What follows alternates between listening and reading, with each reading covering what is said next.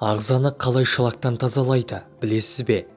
Шылақтың улы заттың ағзаға жиналуына түрлі дерт себеп болады. Сіз ауырған кезде түрлі ем қабылдайсыз.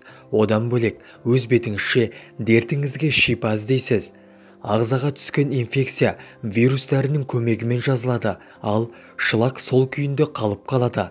Ағза сауыққан кезде бойындағы шылақты өз бетінше емдей алады, бірақ кей кезде ағзаны шылақтан тазалау үшін біздің көмегіміз керек болады.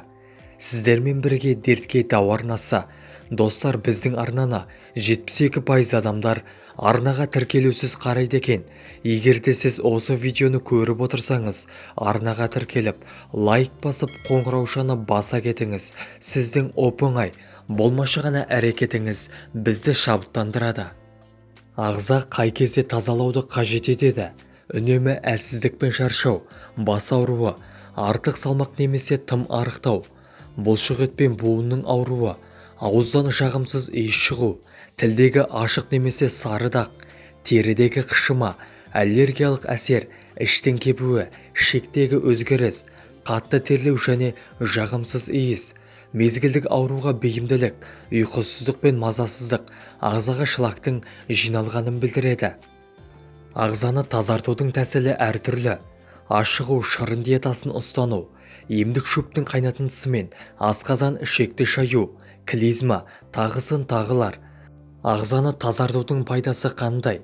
Медицинада бұл жайлы не айтылады? Біз осы сұрақтардың жауабын іздеп көрген едік.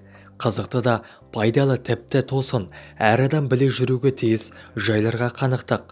Оны оқырманның да біле жүргені жөн деп ойлаймыз. Деректерге сенсек, адам 20 жастың өзінде-ақ күнделікті ас арқылы ағзасына 4 килодан артық түрлі қалдық жинап үлгереді екен. Енді 70 жыл бойы ағзасын тазартпаған адамның қанша кило қоқыс арқалап жүретінін есептей беріңіз. Әрі жыл өткен сайын оның ағзаны іштей улай түсетінін ескерсек, аурудың қайдан келетіні түсінікті болады. Ал бұл қалдықтар қайда жиналатынын білгіңіз келе ме? Адам басында қалдықтар шырышты сұйықтық түрінде жиналады екен, ал тоғышы қабырғаларында қоңырғай түсті қатқыл тас, бүйректе құм болып түзіледі. Бауыр, қараталақ, қан лимфа бездері, тамыр қабырғалары да қақтан кенде қалмайды. Соңғы аталған ағза мүшелеріндегі қоқыстар жағымсыз иіс бөледі. Қалдықтар көбейген сайын ағза мүшелері жұмысында қиындықтар туындайды. Осы қалыпсыздық салдарынан адамды түрлі ауру айналдырады. Сондықтан белгісіне қарай қалдықтың қай тұста көбірек екенін анықтап, оны жүйелі түрде тазартып тұрғанның пайдасы өте көп. Енді осы жағына тоқталайық. Ішекті тазалау. Мамандар ағзаны қалдықтардан құтқару үшін алдымен ішекті тазарту керектігін айтады. Өйткені ішек-қарын жолы адам ағзасындағы тазартудың басты жолы. Медицинада тарихында ішек пен қарыннан 4,5 килоға дейін қалдық шыққан кездер болған. Ішек қабырғалары қақтан тазарған соң адам тұтынған астағы витамин минералды молынан сіңіре бастайды. Ас қорытылуы жақсарады.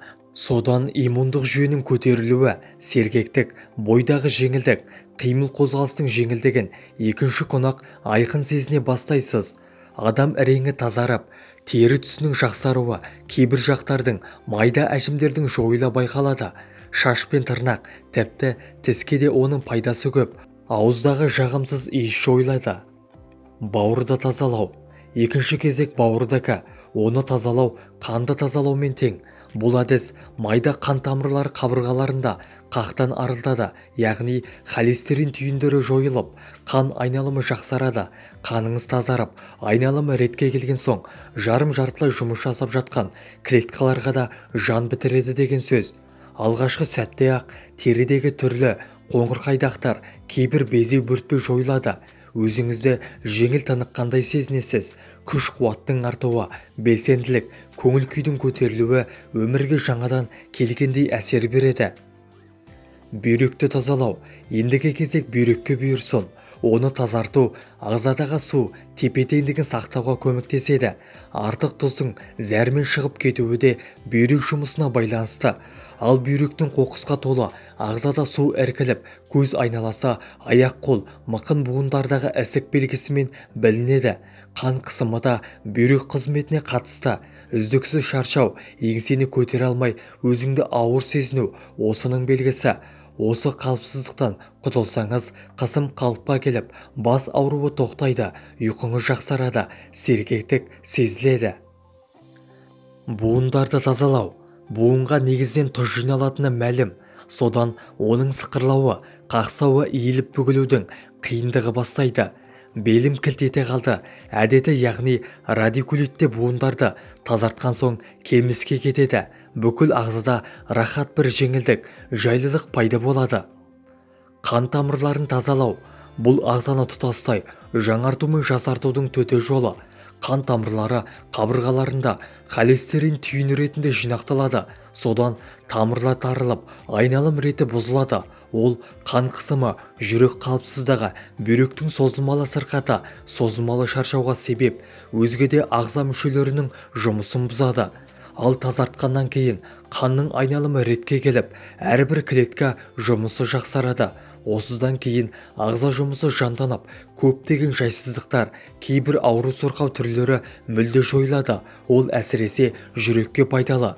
Шаш, тырнақ, тіс, сүйектер беки түседі. Өйткені олар клетка жаңаруымен қан арқылы жеткен барлық витаминді жақсы сіңіретін болады.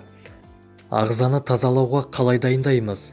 Шылақ пен улы зат түрлі ағзаға жиналады. Мәселен, бауыр, бүйрек, ішек және қан тамырларындағы жиналған шылақты мына әдіспен тазалауға болады. Ішекті тазалау үшін бір стақан салқын суды ыдысқа құясыз. Оған бір шай қасық зығыр дәнін салып, отқа қойыңыз. Қайнауға жақындағанда оттан алып сүзесіз. Дайын болған емдік сусынды ұйқыға жатар алдында ішесіз. Зығыр сүтінің де ішекті тазалайтын қасиеті бар. Ол үшін зығыр ұны мен суды араластырасыз. Бетін жауып, бір түнге қалдырасыз. Таңертең аш қарынға ішу керек. Бауырды тазалау үшін бұл ем тюбаж деп аталады. Бауырды шылақтан, улы заттан тазалау үшін ала тікен, яғни растауравшы қажет. Ол үшін бір шай қасық шөпті бір стақан суға араластырып, отқа қоясыз. 3-4 минутта қайнаған соң оттан алып, сүзіп алып қоясыз. Дайын болған тұнбаны түскі тамақтан соң 1 сағаттан кейін ішесіз.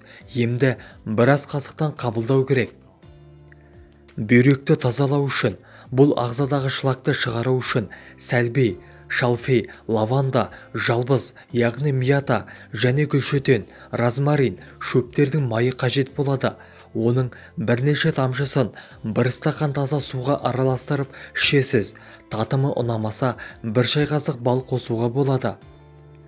Бүйрекке арналған жиынтық та ағзаны керемет тазартады. Ол қоспаның ішінде қайың, яғни береза, қырықбуын, хвоч, таран, спорош және арша болады. Бұл шөпті кезектестіріп қолданасыз. Егер үнемі бір шөптің көмегіне жүгінсеңіз, ағза соған ғана үйрене қалады.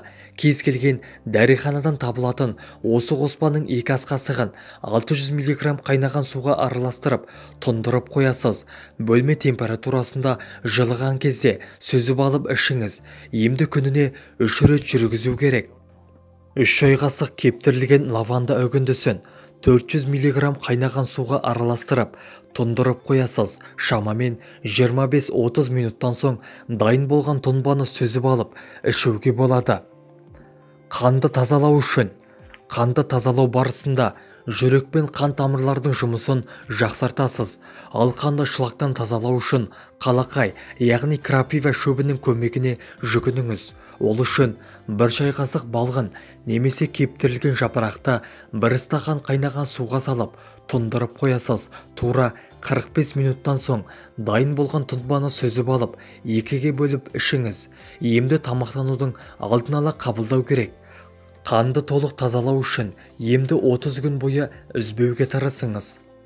Қан тамырды тазалау үшін бірдей көлемде мың жапырақ, түймедақ яғни ромашка, салаубас, бесмертік пен қайың бүршігін араластырып шыны ыдысқа салып қойыңыз. Шөп қосындысының 2 ас қасығын 500 мг қайнаған суға салып бетін жауып қоясыз. Шамамен 20 минуттан соң дайын болған тұнбаны сүзіп алып ішесіз. Татымы ұнамаса 1 шай қасық бал қосуға болады. Емдік сусынды ұйқыға жатар алдында қабылдау керек. 1 шай қасық бедене, яғни клевер, 1 стақан қайнаған суға салып, ыдысы мен ыстық суға салып қоясыз. 5 минуттан соң ыдыстың бетін жауып, 40 минут тұндырып қойыңыз. Осы уақыттан соң тұнбаны сүзіп алып, 1 қасықтан ішесіз. Емді әр тамақтанудың алдын ала қабылдау керек. Емді күніне 3 рет, 21 күн үзбей ішесіз. Осы емнен кейін қан қысымыңыз реттеліп, құлақтағы шуыл басылады. Ем болсын. Видеоны жақындарыңызбен және достарыңызбен бөлісіңіз. Келесі видеода кездескенше сау саламатты болайық. Ауырмаңыздар. Дендеріңіз сау болсын.